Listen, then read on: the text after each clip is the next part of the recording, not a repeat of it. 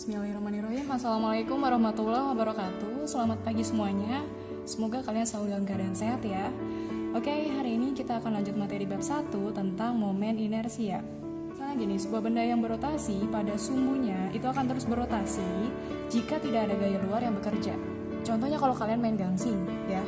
Nah, benda itu akan terus berotasi jika tidak ada gaya luar yang bekerja, maksudnya jika tangan kita tidak menyentuhnya gitu ya. Jadi si gangsing itu akan tetap terus berotasi, akan terus tetap berputar. Atau definisinya itu momen inersia adalah ukuran kelembaban suatu benda untuk berotasi terhadap porosnya.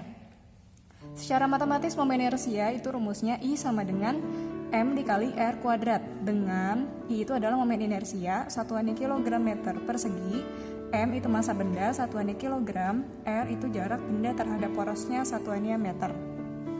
Oke, kita lanjutkan. Jika pada suatu poros benda terdapat banyak massa benda yang mempengaruhi rotasi tersebut, maka momen inersianya adalah sigma MIRI kuadrat. MIRI di sini maksudnya itu M1 R1 kuadrat ditambah M2 R2 kuadrat dan seterusnya, tergantung berapa jumlah partikel atau jumlah bendanya gitu ya. Oke, contohnya di sini misalkan sistem pada gambar di atas ini ya, terdiri atas benda 1 itu 3 kg, benda 2 kg, dan sebuah batang penghubung ringan yang masanya diabaikan dengan panjang 1 meter. Nah, jika poros sistem ini terletak di tengah, di titik A, tentukan momen inersia sistem ini. Oke, yang pertama, diketahuinya dulu. M1 3 kg, M2 2 kg, panjang panjang batangnya itu 1 meter, jadi R di sini ya. Yang ditanyakan momen inersia sistem. Nah, kita cek di sini bendanya lebih dari 1 kan? Ada benda 1, ada benda 2. Artinya yang ditanyakan adalah sigma I. Cara mengerjakannya, jadi I sama dengan M1 R1 kuadrat ditambah M2 R2 kuadrat. Ya, karena ada 2 benda.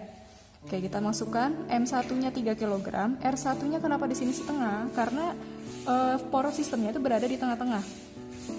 Kalau misalkan panjang dari benda 1 sampai benda 2 itu 1 meter, ya, jarak benda 1 terhadap poros, terhadap pusat porosnya, itu kan separuhnya. Jadi 1 dibagi 2 atau setengah, atau bisa kalian tuliskan 0,5 ya. Jadi R1 kuadrat jadi setengah kuadrat ditambah M2-nya 2 kg, R2-nya juga setengah ya, sama-sama posisinya mereka terhadap porosnya itu separuhnya gitu. Jadi setengah kuadrat, tinggal diselesaikan.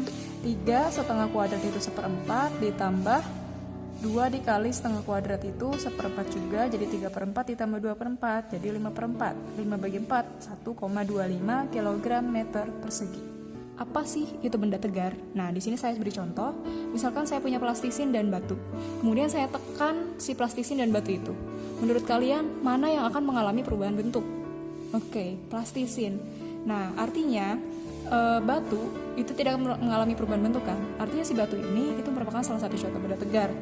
Bisa ketebak ya, jadi benda tegar itu apa? Oke, kita definisikan di sini, benda tegar itu dapat diartikan sebagai benda yang bentuknya tidak berubah apabila mendapat gaya, sehingga setiap elemen benda tersebut memiliki hubungan yang tetap satu terhadap yang lainnya. Misalkan ini bendanya, ya, ini I pusat itu artinya momen inersia yang ada di pusat.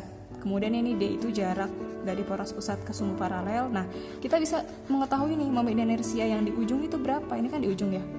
Nah, bisa dirumuskan dengan I sama dengan IPM ditambah MD kuadrat. Ya, dengan IPM itu adalah momen inersia pada pusat massa. Kemudian D itu adalah jarak dari poros pusat ke sumbu paralel. Maksudnya sumbu paralel itu ya tergantung ketika yang ditanyakan yang di ujung, ya berarti nanti D-nya sampai ke momen inersia pada ujung batang, gitu ya. Kemudian di sini saya tampilkan tabel untuk momen inersia benda tegar yang tak beraturan. Ya, ini yang saya checklist di sini berarti yang perlu kalian ingat lebih dibandingkan benda yang lain, ya, yang sering muncul di soal. Oke, yang pertama ini batang silinder, porosnya melalui pusat.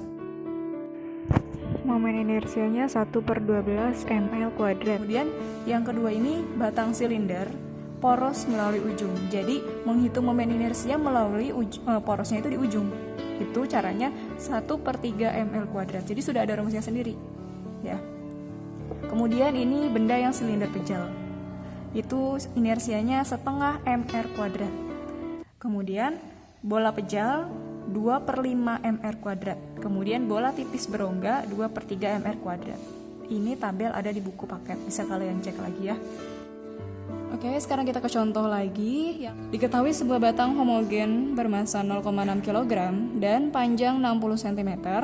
Apabila gumpalan lumpur bermassa 20 gram dilempar dan menempel pada salah satu ujung batang, maka tentukan momen inersia sistem melalui pusat batang. Oke, gambarnya seperti ini ya. Misalnya ini batang homogennya, ini sumbu putar yang ada di pusat, ini lumpurnya menempel di ujung. Oke, tulis dulu diketahuinya. Oke, yang pertama kita punya massa batang homogennya itu 0,6 kg massa batang. Kemudian panjangnya 60 cm. Langsung ya kita ubah cm ke meter. 60 dibagi 100 jadi 0,6 meter. Kemudian apabila gumpalan lumpur bermassa 20 gram, oke berarti ini massa lumpur 20 gram, juga langsung ya kita ubah ke kilogram. Berarti 20, kalau bingung desimal boleh pakai pangkat, kali 10 pangkat min 3 kg ya, dibagi 1000. Kemudian tentukan momen inersia sistem melalui pusat batang. Yang ditanya momen inersia sistem melalui pusat batang. Oke, kita jawab. Jadi cara pengerjaannya itu adalah I sama dengan IPM ditambah MD kuadrat. Yang IPM ini kan artinya momen inersia pada pusat massa. Berarti kita pakai rumus yang 1/12 mr kuadrat ditambah, ini bisa R bisa L ya, bisa kita gantiin ya. Kemudian yang ini massa lumpur, kemudian ini jarak dari poros pusat ke sumbu paralel ya, berarti sampai ke ujung karena lumpurnya berada di ujung. Nah, berarti nanti ini massa lumpur kali D kuadrat. Kita masukkan 1/12, ini M batang 0,6, ini panjang batang 0,6 juga kuadrat, ditambah massa lumpurnya 20 gram tadi jadi 20 kali 10 pangkat min 3 D kuadrat. D-nya itu jarak dari poros pusat ke ujung, berarti separohnya ini ya. Artinya 30 cm. 30 cm itu 0,3 meter. Berarti 0,3 kuadrat. Ini kalian hitung secara matematis ya. Setelah dihitung hasilnya adalah 0,0198 kg meter persegi.